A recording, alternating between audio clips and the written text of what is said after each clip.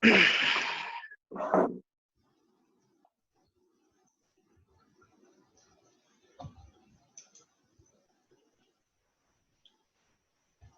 বিশ্ববিদ্যালয়ের অনলাইন ক্লাসে সবাইকে স্বাগতম।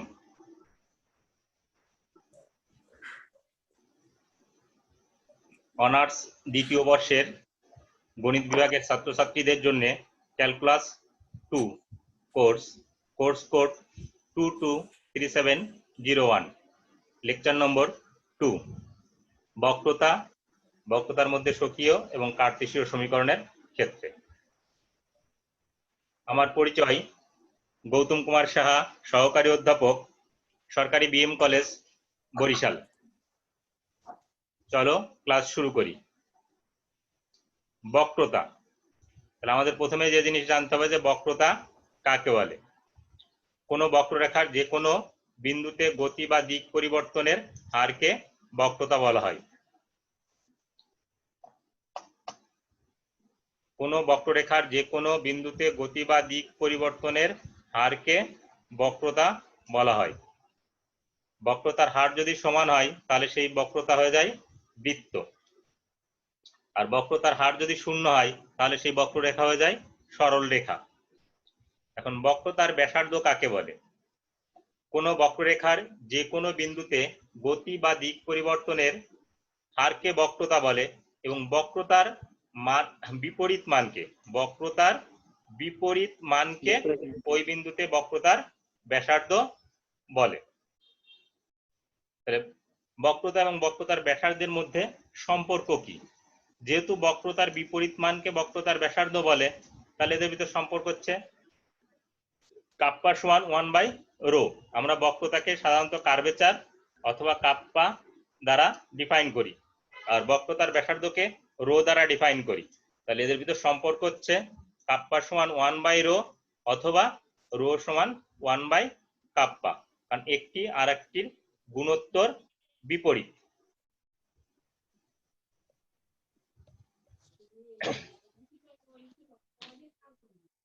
আমরা এই চ্যাপ্টারের প্রবলেম যখন সমাধান করতে যাব তখন কিছু সূত্রের প্রয়োজন হবে। আমি আমার প্রয়োজনীয় দুইটি সূত্র তোমাদের সাথে শেয়ার করব। একটি হচ্ছে বক্রতার ব্যাসার্ধ। বক্রতার ব্যাসার্ধ রো সমান 1 + y1 square power 3/2 divided by y2। y2 is not equal to 0। আমরা জানি হরে 0 হয়ে গেলে অসংজ্ঞায়িত হয়ে যায়, ইনফিনিটি। তাহলে বক্রতার ব্যাসার্ধ যদি ইনফিনিটি হয়ে যায় তাহলে সেই বক্রতা নির্ণয় করা যায় না, এজন্য হর ইজ নট ইকুয়াল টু 0। আর বক্রতার ব্যাসার্ধ হচ্ছে দূরত্ব কখনো নেগেটিভ হয় না, এজন্য আমরা মডুলাস চিহ্ন ব্যবহার করব। বক্রতার ব্যাসার্ধ এ, বক্রতার বৃত্তের কেন্দ্র আলফা বিটা, এইটা যদি দেয়া থাকে তাহলে আমরা বক্রতার বৃত্তের সমীকরণ নির্ণয় করতে পারি। বক্রতার বৃত্তের সমীকরণ হচ্ছে x - আলফা হোল স্কয়ার যোগ y - বিটা হোল স্কয়ার সমান ব্যাসার্ধ স্কয়ার a স্কয়ার। তোমরা ইন্টারমিডিয়েটে সরলরেখার যে পরে বৃত্তের চ্যাপ্টার ছিল, বৃত্তের চ্যাপ্টারে ছিল তোমাদের তখন বৃত্তের কেন্দ্র ছিল hk। তাহলে কেন্দ্র যদি hk থাকে তখন তোমরা লিখছো x - h whole square plus y - k whole square equal to ব্যাসার্ধ a থাকলে a স্কয়ার। তাহলে আমরা আজকে যে প্রবলেমগুলি করব সেই প্রবলেমগুলিতে আমাদের মূলত বক্রতার ব্যাসার্ধ আর বৃত্তের কেন্দ্র নির্ণয় করতে হবে। এখন বৃত্তের কেন্দ্র নির্ণয় করার জন্য এই আলফা আর বিটার আরেকটি পরিচয় আছে। যে এক্স ওয়াই বিন্দুতে বক্রতার বৃত্তের কেন্দ্র যদি আলফা বিটা হয় তাহলে আলফা সমান x - y1 * 1 + y1 square divided by y2, আর বিটা সমান y + 1 + y1 square divided by y2। y1 হচ্ছে x এর সাপেক্ষে ফার্স্ট টাইম ডেরিভেটিভ, আর y2 হচ্ছে x এর সাপেক্ষে সেকেন্ড টাইম ডেরিভেটিভ।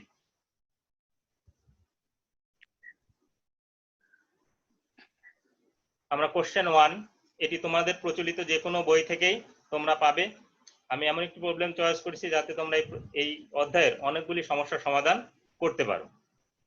তাহলে আমার কি দেওয়া আছে, y সমান x³ + 2x² + x + 1 = 0 রেখার 0, 1 বিন্দুতে একটা বিন্দু নির্দিষ্ট করে দিয়েছে। আমরা এর আগে দেখে আসছিলাম সূত্রতে xy বিন্দু, এখানে xy এর পরিবর্তে 0,1 বিন্দু। 0,1 বিন্দুতে বক্রতার ব্যাসার্ধ এবং বক্রতার বৃত্তের সমীকরণ নির্ণয় করো। তাহলে প্রদত্ত রেখা x এর সাপেক্ষে অন্তরীকরণ করব, কারণ আমাকে ব্যাসার্ধ নির্ণয় করতে হলে y1 y2 লাগবে, আবার যদি কেন্দ্র নির্ণয় করতে যাই সেখানে y1 y2 লাগবে। তাহলে x এর সাপেক্ষে যদি অন্তরীকরণ করি, y কে x এর সাপেক্ষে অন্তরীকরণ করলে y1, x কিউব x এর সাপেক্ষে অন্তরীকরণ করলে পাওয়ার বাম পাশে আসে, পাওয়ার 1 কমে, তার মানে x কিউব কে অন্তরীকরণ করলে x এর সাপেক্ষে 3x স্কয়ার, 2x স্কয়ার, এটিকে যদি আমরা x এর সাপেক্ষে অন্তরীকরণ করি তাহলে এটি হয় 4x, আর x কে x এর সাপেক্ষে অন্তরীকরণ করলে 1, আর এখানে 1 কে x এর সাপেক্ষে অন্তরীকরণ করলে 0, সেটি আর আমি লিখি নাই, তোমরা ইচ্ছা করলে লিখতেও পারো নাও পারো। এবং y2, যেহেতু আমাদের y2 প্রয়োজন হবে, তাহলে এইটিকে আমরা আবার x এর সাপেক্ষে অন্তরীকরণ করব। তাহলে এখন y1 কে যদি x এর সাপেক্ষে অন্তরীকরণ করি তাহলে হয় y2, আর 3x স্কয়ার, এটিকে যদি x এর সাপেক্ষে অন্তরীকরণ করি পাওয়ার বাম পাশে আসে, পাওয়ার 1 কমে, তাহলে 6x, আর 4x কে যদি x এর সাপেক্ষে অন্তরীকরণ করি তাহলে হয় 4, আর 1 কে অন্তরীকরণ করলে ধ্রুবক, ধ্রুবক অন্তরীকরণ করলে 0 বা 0 লেখা হয় নাই। এখন আমাকে এখানে একটা বিন্দু দিয়ে দিয়েছে, 0,1 বিন্দুতে বক্রতার ব্যাসার্ধ নির্ণয় করতে হবে। তাহলে আমরা 0,1 বিন্দুতে যখন বক্রতার ব্যাসার্ধ নির্ণয় করব তখন আমরা কি করব, 0,1 বিন্দুতে y1 y2 কত এটি বের করব। তাহলে 0,1 বিন্দুতে y1, তাহলে তোমরা যে কাজটি করবে এই y1 এর যে সব জায়গায়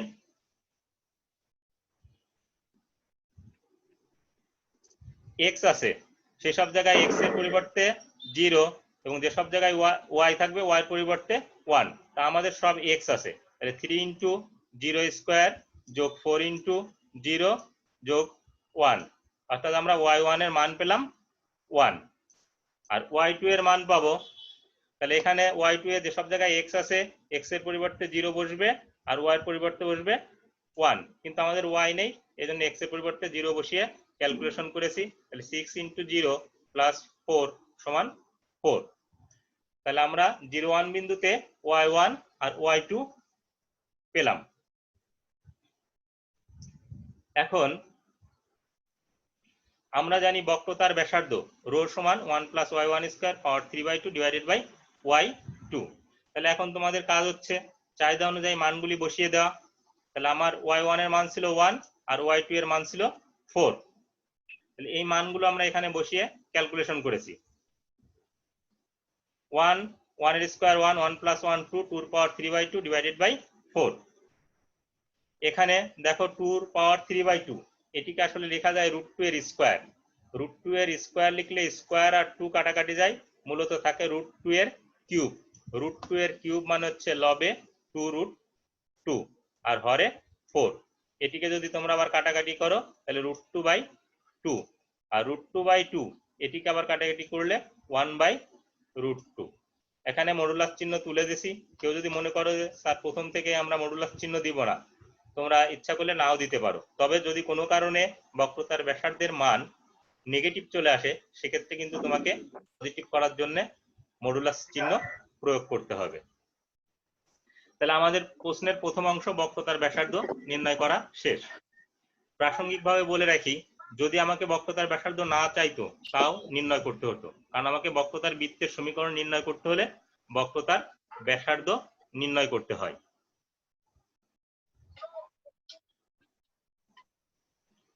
ধরি xy বিন্দুতে বক্রতার বৃত্তের কেন্দ্র আলফা বিটা। তাহলে আমরা যে কাজটি করব, যে সূত্র জানি সেই সূত্র লিখলাম।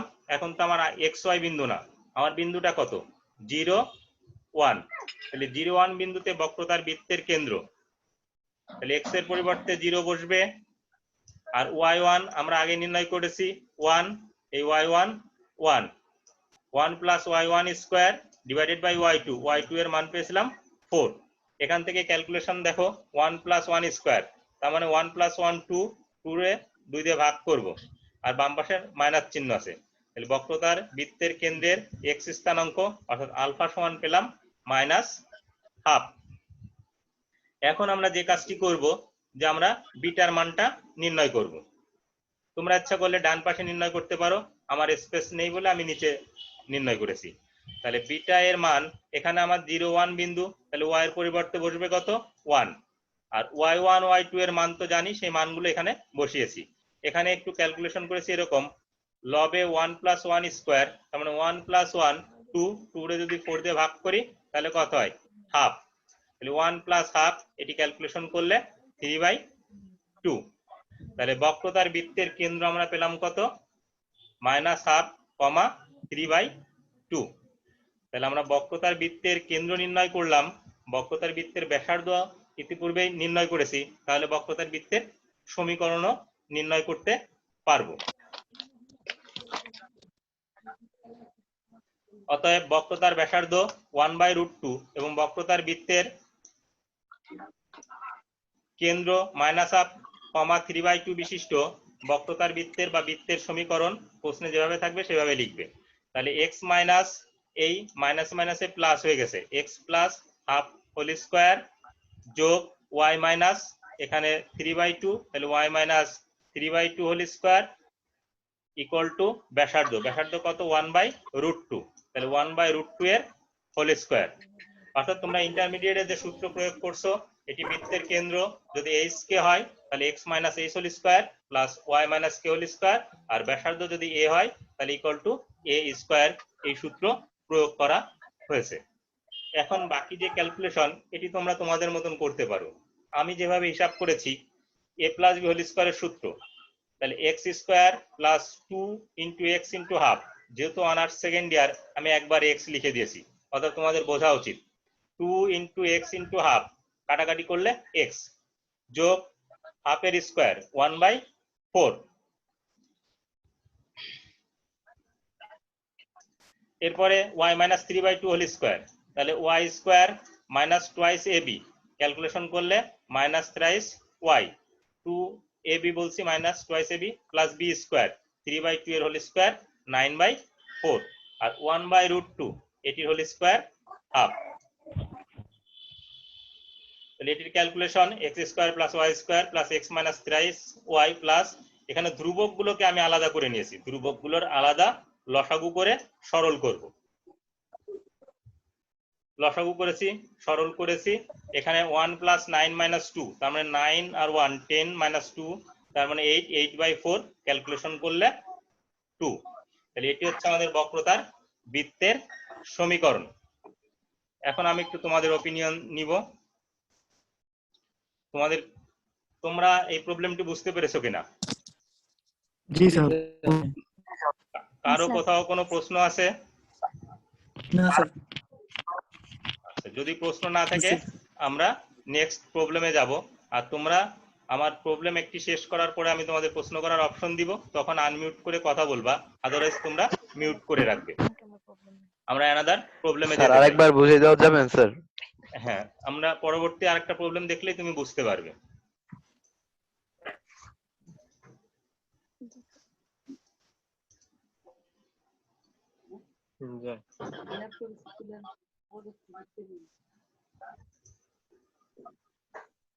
নেক্সট আমরা যদি এই প্রবলেমটি দেখি, কোশ্চেন 2 হিসাবে যদি ট্রিট করি এটাকে, x² - xy + 4 = 0 রেখার 2 4 বিন্দুতে বক্রতার বৃত্তের সমীকরণ নির্ণয় করো।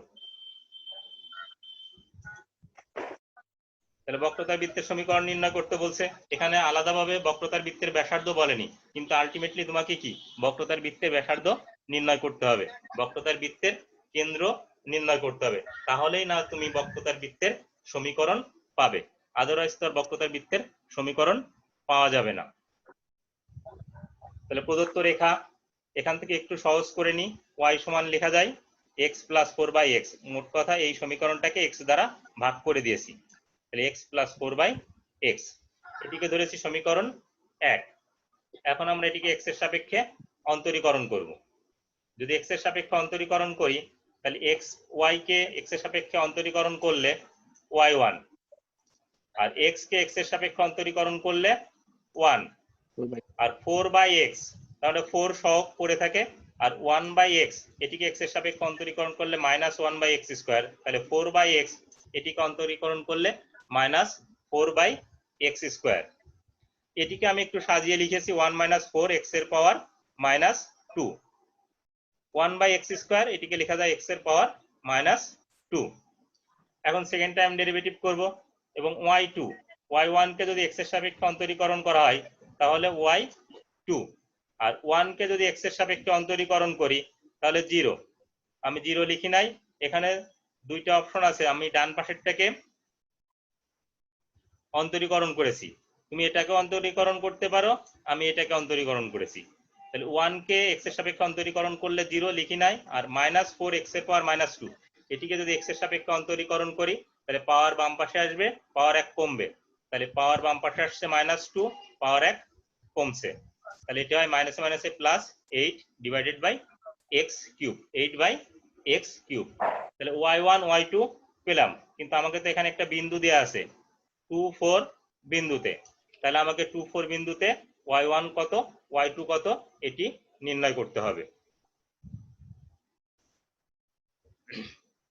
2, 4 বিন্দুতে y1, তাহলে y1 এর যেসব জায়গায় x আছে x এর পরিবর্তে 2, আর y থাকলে y এর পরিবর্তে 4 বসবে, তাহলে আমরা এখানে বসিয়ে ক্যালকুলেশন করেছি, তোমার সুবিধাজনক জায়গায় তুমি বসিয়ে ক্যালকুলেশন করবে। তাহলে কত আসে 4/4, এটি হচ্ছে 1, তার মানে 1 - 1 = 0। এবং y2, 2, 4 বিন্দুতে y2, আমি আবার এটার মান বসিয়েছি এখানে 8/x³, তাহলে x এর মান 2 বসিয়েছি, তাহলে 8/2³ 4³ মানে হচ্ছে 8, 8/8 এটির মান হচ্ছে 1।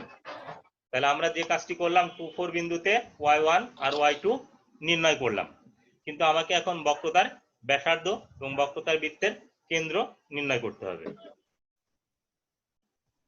আমরা জানি বক্রতার ব্যাসার্ধের সূত্র অনুযায়ী মান বসিয়েছি, y1 ছিল 0, মান বসিয়ে এখানের ক্যালকুলেশন হচ্ছে 1 এর পাওয়ার যাই দেওয়া যাক 1, তাহলে 1/1 1, তোমরা ইচ্ছা করলে একবারেও লিখতে পারো। তাহলে আমরা বক্রতার ব্যাসার্ধ পেলাম। নেক্সট আমরা যে জিনিসটি পাওয়ার চেষ্টা করব সেটি হচ্ছে বক্রতার বৃত্তের কেন্দ্র। ধরি xy বিন্দুতে বক্রতার বৃত্তের কেন্দ্র আলফা বিটা, তো তোমরা আগে থেকেই জানো আলফা সমান x - y1 * 1 + y1² divided by y2, এবং বিটা সমান y + 1 + y1² divided by y2। তাহলে এখান থেকে আমরা কি করব, 2, 4 বিন্দুতে বক্রতার বৃত্তের কেন্দ্র, তার মানে এই সূত্রে x এর পরিবর্তে 2 আর y এর পরিবর্তে 4, কিন্তু এখানে আছে y1 y2, তাহলে y1 y2 এর মানও বসানো লাগবে। আবার এখানেও আমরা y এবং y1 এর মান চেঞ্জ করব। তাহলে 2, 4 বিন্দুতে তাহলে আমরা x এর পরিবর্তে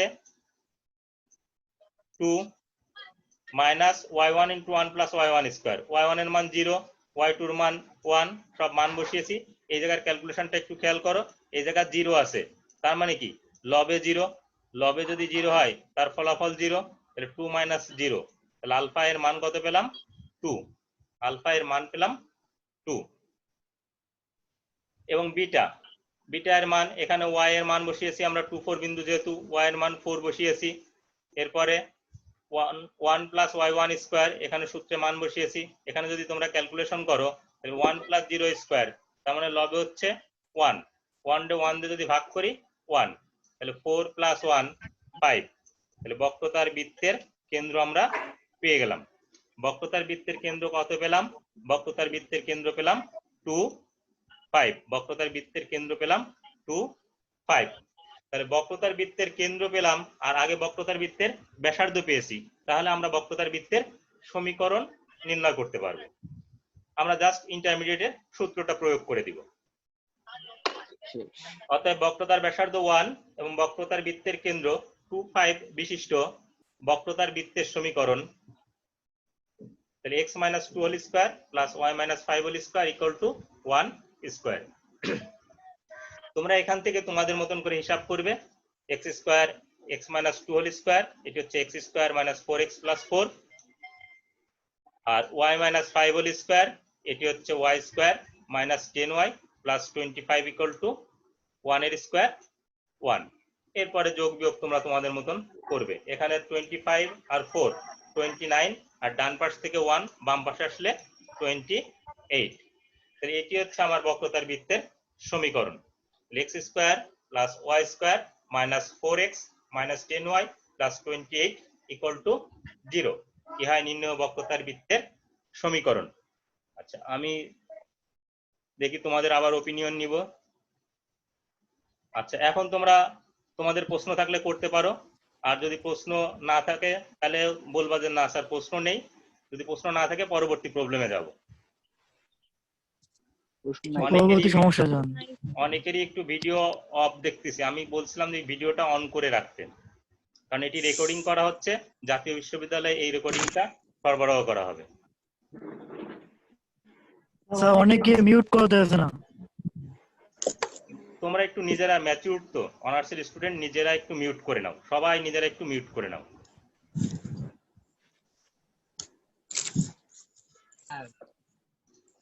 আমি তাহলে সবাইকে আমি মিউট করে দিছি, আমি সবাইকে মিউট করে দিয়েছি।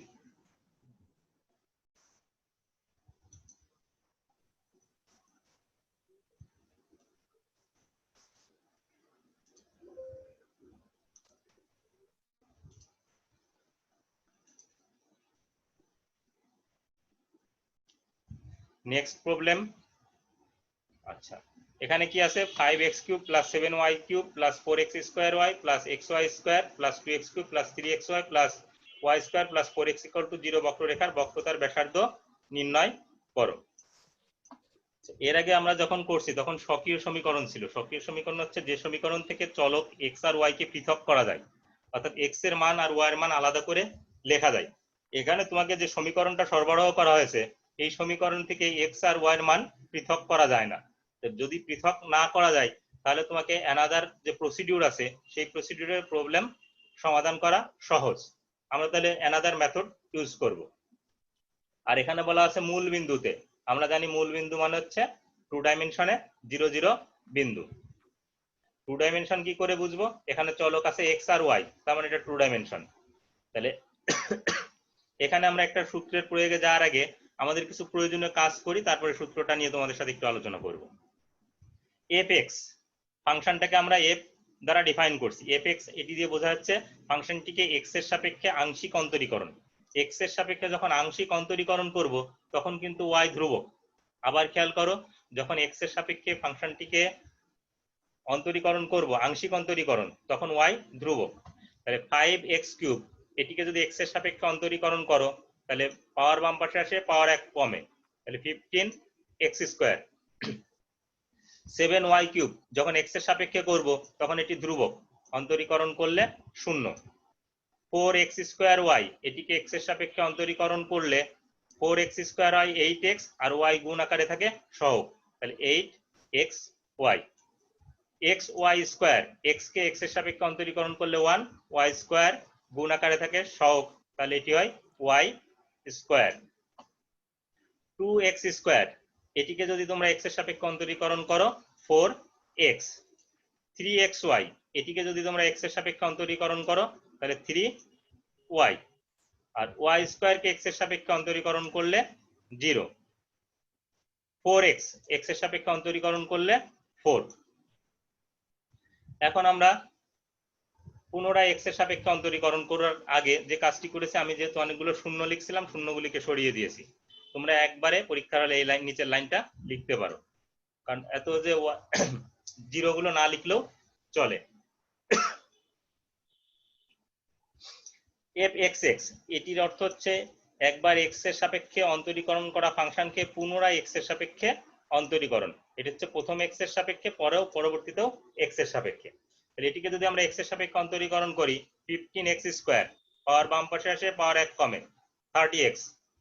8xy 8y, y square 0। 4x x এর সাপেক্ষে অন্তরীকরণ করলে 4। 3y x এর সাপেক্ষে অন্তরীকরণ করলে 0, 4 অন্তরীকরণ করলে 0। আমি ক্যালকুলেশন করে একবারে লিখে ডান পাশে লিখছি 30x প্লাস 8y প্লাস 4। তোমরা ডাইরেক্ট লিখতে পারো 30x প্লাস 8y প্লাস 4। অনেকের মনে প্রশ্ন যে এগুলি কেন করব, আসলে আমরা যে সূত্রটা জানি সেই সূত্রে এই মানগুলি সব লাগবে। এফ ওয়াই তার মানে কি মূল ফাংশনকে ওয়াই এর সাপেক্ষে অন্তরীকরণ করব। মূল ফাংশনকে যদি ওয়াই এর সাপেক্ষে অন্তরীকরণ করি তাহলে এফ এই যে 5x³ এটিকে ওয়াই এর সাপেক্ষে অন্তরীকরণ করলে 0, আর এফ ফাংশনকে ওয়াই এর সাপেক্ষে অন্তরীকরণ করলে এফ ওয়াই। 7y³ এটিকে যদি ওয়াই এর সাপেক্ষে অন্তরীকরণ করো 21y²। 4x² এটিকে যদি ওয়াই এর সাপেক্ষে অন্তরীকরণ করো 4x²। xy², x সহ y² অন্তরীকরণ করলে 2y, তার মানে 2xy। 2x² ওয়াই এর সাপেক্ষে অন্তরীকরণ করলে 0। 3xy, 3xy কে ওয়াই এর সাপেক্ষে অন্তরীকরণ করলে 3x। y² ওয়াই এর সাপেক্ষে অন্তরীকরণ করলে twice y, আর 4x ওয়াই এর সাপেক্ষে অন্তরীকরণ করলে 0। এটিকে আবার শূন্যগুলো বাদ দিয়ে একটু সাজিয়ে লেখা হয়েছে। এবার এটিকে পুনরায় ওয়াই এর সাপেক্ষে অন্তরীকরণ করব। পুনরায় ওয়াই এর সাপেক্ষে যদি অন্তরীকরণ করি 21y², এটিকে ওয়াই এর সাপেক্ষে অন্তরীকরণ করলে 42y, আর fy কে ওয়াই এর সাপেক্ষে অন্তরীকরণ করলে fyy। 4x² এটিকে যদি ওয়াই এর সাপেক্ষে অন্তরীকরণ করা যায় 0। 2xy ওয়াই এর সাপেক্ষে আংশিক অন্তরীকরণ করলে twice x। 3x ওয়াই এর সাপেক্ষে আংশিক অন্তরীকরণ করলে 0। 2y ওয়াই এর সাপেক্ষে আংশিক অন্তরীকরণ করলে 2। এটিকে সাজিয়ে লিখলে 42y plus 2x plus 2। fxy অর্থাৎ এটির অর্থ দ্বারা বোঝায় যে এফ ফাংশনকে প্রথমে x এর সাপেক্ষে অন্তরীকরণ, পরবর্তীতে y এর সাপেক্ষে অন্তরীকরণ। আবার খেয়াল করো, এফ ফাংশনকে x এর সাপেক্ষে অন্তরীকরণ, পরবর্তীতে y এর সাপেক্ষে অন্তরীকরণ। তা আমার x এর সাপেক্ষে অন্তরীকরণ করা আছে, তাহলে এই ফাংশনকে আমি এখন y এর সাপেক্ষে আংশিক অন্তরীকরণ করব। তাহলে 15x² ওয়াই এর সাপেক্ষে যদি অন্তরীকরণ করি তাহলে আংশিক অন্তরীকরণ করলে 0। 8xy এটি যদি ওয়াই এর সাপেক্ষে আংশিক অন্তরীকরণ করি 8x। y² এটি যদি ওয়াই এর সাপেক্ষে করা হয় twice y। 4x এটিকে যদি ওয়াই এর সাপেক্ষে আংশিক অন্তরীকরণ করা হয় 0। 3y এটিকে যদি ওয়াই এর সাপেক্ষে আংশিক অন্তরীকরণ করা হয় 3। 4 অন্তরীকরণ করলে 0। এখানে সাজিয়ে লেখা আছে 8x প্লাস 2y প্লাস 3। এখন আমাদের বিন্দু দেওয়া আছে, এই মূল বিন্দুতে এই সবগুলি মান নির্ণয় করব। তো মূল বিন্দুতে যদি সবগুলি মান আমরা নির্ণয় করতে যাই তাহলে যে সব জায়গায় x আছে x এর পরিবর্তে 0, যে সব জায়গায় y আছে y এর পরিবর্তে 0 বসিয়ে ক্যালকুলেশন করব। তাহলে দেখো মূল বিন্দুতে আমি এই বক্সটা তোমাদের দেয়া লাগবে না, এটা আমি জাস্ট বোঝানোর জন্য, পরবর্তী স্লাইডে চলে আসছি তো বোঝানোর জন্য এই স্লাইডটি এই বক্সটি আনছি। তাহলে 0 0 বিন্দুতে fx, তাহলে এই জায়গার সব মান 0 হয়ে যাবে, এই জায়গার সব মান 0 হয়ে যাবে।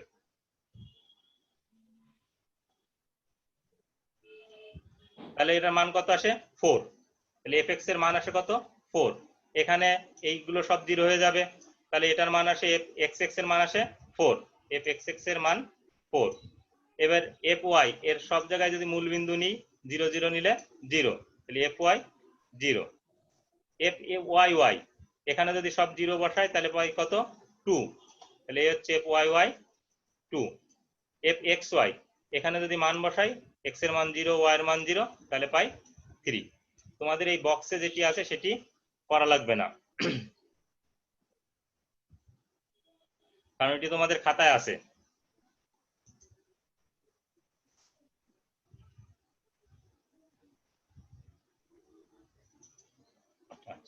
এখন আমরা এই কাজগুলো কেন করেছি, মূলত এই জন্য করেছি, এইটা হচ্ছে আমাদের মূল সূত্র।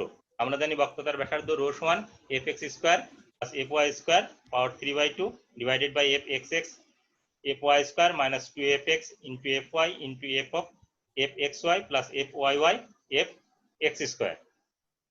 তাহলে এই সূত্র তোমাকে মুখস্থ রাখতে হবে। আসলে এগুলি মুখস্থ রাখা লাগে না, বইয়ে যতগুলি প্রবলেম আছে তোমরা যদি কয়েকটা প্রবলেম প্র্যাকটিস করো অটোমেটিক্যালি সূত্র মুখস্থ হয়ে যাবে। আমরা মান বসিয়েছি, fx এর মান অর্থাৎ এখানে যা যা আছে সব মানগুলো বসিয়েছি। এখন ক্যালকুলেশনটা তোমরা একটু খেয়াল করো মনোযোগ সহকারে। 4² আর পাওয়ার 3/2, তাহলে স্কয়ার আর 3/2 কাটাকাটি যে 4 এর কিউব, আর হরে এটা 0 এর সাথে 0, 2 × 4 স্কোয়ার, তাহলে 2 × 16। 4 কিউব মানে আমরা কত জানি? 64, আর 2 × 16 32। তাহলে অ্যান্সার পেলাম কত? 2। মডুলাস চিহ্ন না ব্যবহার করলেও চলতো। তাহলে এখন তোমরা তোমাদের ওপিনিয়ন দিতে পারো। আমার মনে হয় বুঝতে পারছো, এটা তো সহজ জিনিস। যত প্রবলেম সামনের দিকে যত করবে তখন দেখবে যে আরো সহজ লাগছে। যেহেতু আমাদের 40 মিনিটের একটা টাইম বার আছে, আরো একটি প্রবলেম করাইতে চাই, তাহলে আমরা অন্য প্রবলেমের দিকে যেতে চাই। জি স্যার।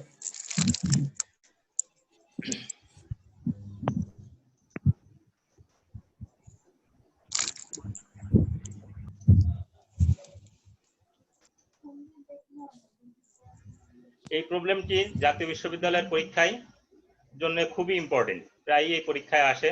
x³ + y³ = 3axy, বক্ররেখা 3a/2, 3a/2 বিন্দুতে বক্রতার ব্যাসার্ধ নির্ণয় করো।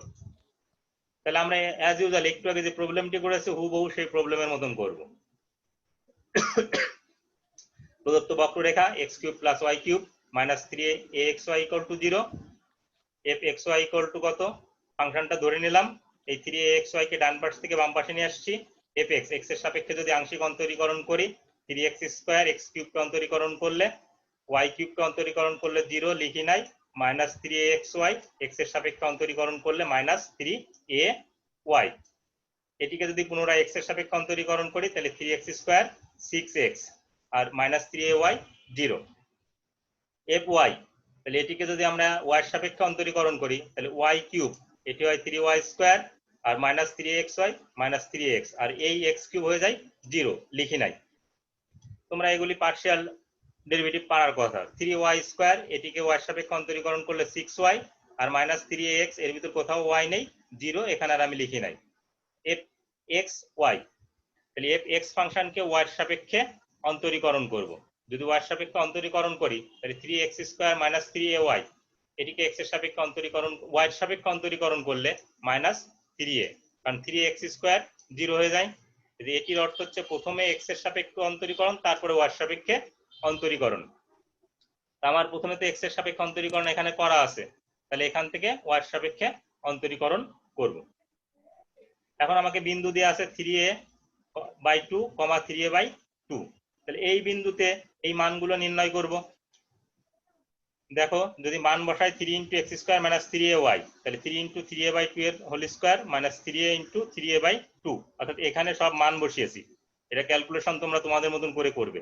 3a/2 হোল স্কয়ার, তার মানে হচ্ছে হলো 27a²/4, এর সাথে আবার গুণ আছে কত? 3, আর এখানে আছে 3a × 3, 3a whole square 9a², 9a² সাথে 3 গুণ করলে 27a², নিচে 4, আর এখানে 9a²/2, আমি একবারে লসাগু করছি 4, তারপরে ক্যালকুলেশন করছি 27 বিয়োগ 9 × 2 = 18, তার মানে 9a²/4। এখানে তোমরা দরকার হলে আরেকটা লাইন বাড়িয়ে নিয়ে ক্যালকুলেশন করবে। fxx একই প্রক্রিয়ায় fy হচ্ছে fx এর সাথে হুবহু মিল আছে, fyy এই মানটিও নির্ণয় করে নিছি।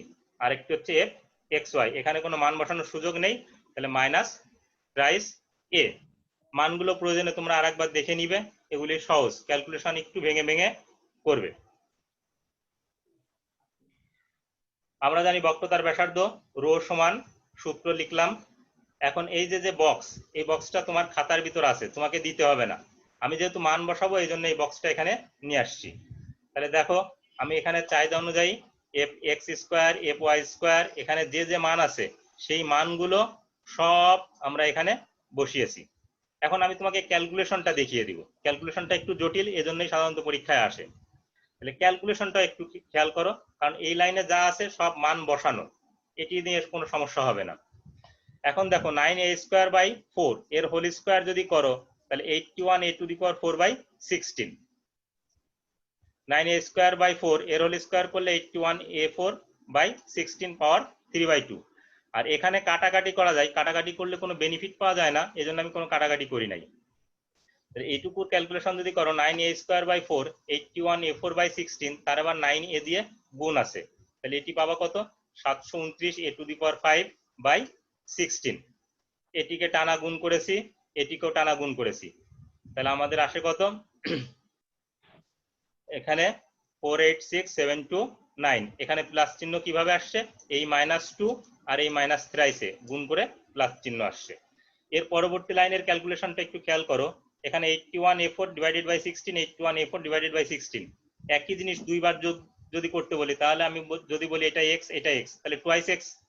মূলত এই দুইটা যোগ করলে হয় 81 আর 81 162/16, কাটাকাটি করলে 81/8, এটি 81/81/8A4। এই পাওয়ার 4 এগুলোকে আমি স্কোয়ার করে লিখে কাটাকাটি করি। স্কোয়ার লিখেছি 9a²/2√2 স্কোয়ার, আর এই 3/2 এর এটা কাটাকাটি গেছে, তাহলে কত থাকবে?